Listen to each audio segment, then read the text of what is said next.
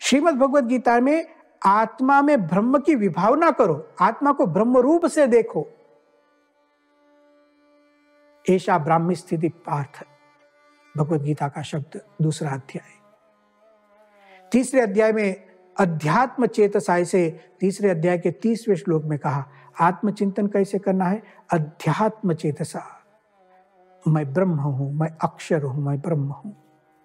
और इसीलिए चौथे अध्याय में यही ब्रह्म विद्या सिखाई है। आत्मा में ब्रह्म की भावना करो।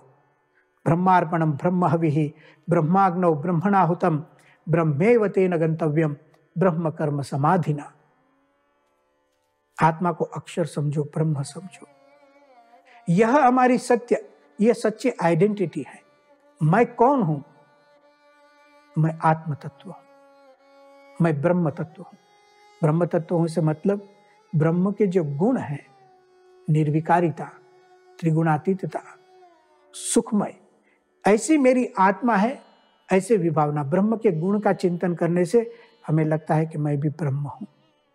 श्रीमद् भगवद गीता के 5वें अध्याय में बहुत स्पष्ट रूप से आत्मनिष्ठा पर ब्रह्मनिष्ठा का संस्कार किया गया है। 5वें अध्याय के 21वें श्लोक में भगवान श्री कृष्ण कहते हैं स ब्रह्म योग युक्तात्मा सुखम अक्षयम अश्नुते। जो आत्मा ब्रह्म के योग से युक्त होती है उसको अक्षय सुख मिलता है। केवल आत्मनिष्ठा नहीं, आत्मा पर संस्कार कीजिए ब्रह्मनिष्ठा का। मैं ब्रह्म हूं, मैं अक्षर हूं। ऐसी ही बात आप देखेंगे 6वें अध्याय में, जहां योगी का निरूपण है, योग साधना का निरूपण है। सयोगी ब्रह्मभूतः, ऐसा शब्द प्रयोग है, ब्रह्मभूतः। केवल आत्मभूतः नहीं, आत्मा से उठकर उस आत्मा में ब्रह्म की भावना, ब्रह्मभूतः। आप जाएंगे 14वें अध्याय में, जहां गुणातीत की बात है। आत्मा गुणातीत तो है ही, सत्वगुण, रजोगुण, तमोगुण से परे, उससे भिन्न यह आत्मा। लेकिन भगवद गीता में फिर एक संस्कार किया ब्रह्म का।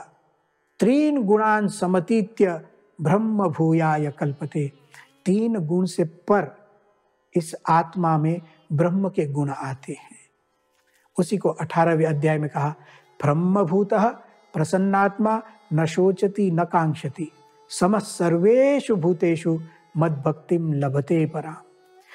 जो आत्मा ब्रह्मभूत होती है, अर्थात ब्रह्म गुण के वैभव से युक्त होती है, उसे भगवान की, पर ब्रह्म की भक्ति का अधिकार मिलता है।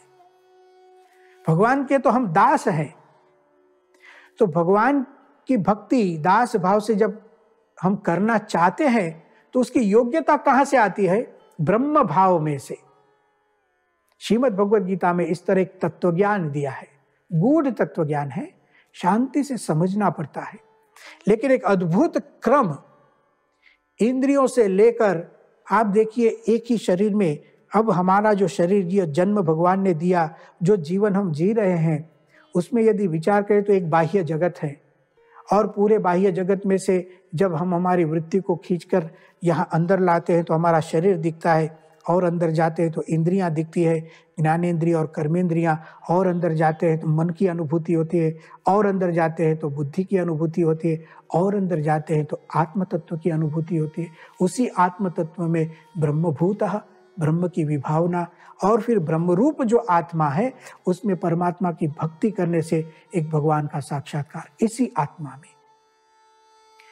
इसी को भगवान स्वामीनारायण ने कहा है आत्मनिष्ठा की उत्तम दशा। यही सत्यार्थ में, सच्चे अर्थ में आत्मनिष्ठा है।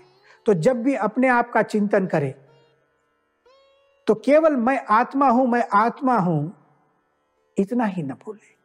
हाँ, मैं आत्मा तो हूं ही, बहुत बड़ी बात हो गई है।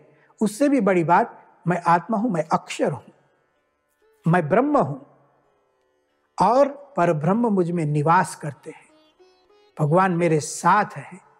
इसलिए हमारे गुरुदेव परम पूज्य महंत स्वामी जी महाराज ने जो साधना मंत्र दिया है, अक्षरम अहम पुरुषोत्तम दासोस्मि, यह हमारी आइडेंटिटी है। मैं अक्षर हूं और भगवान का दास हूं।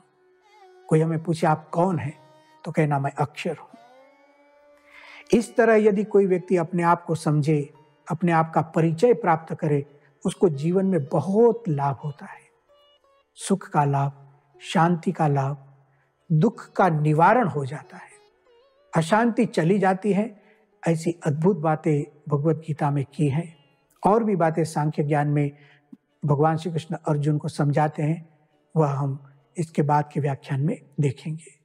ओम शांति ही शांति ही शांति।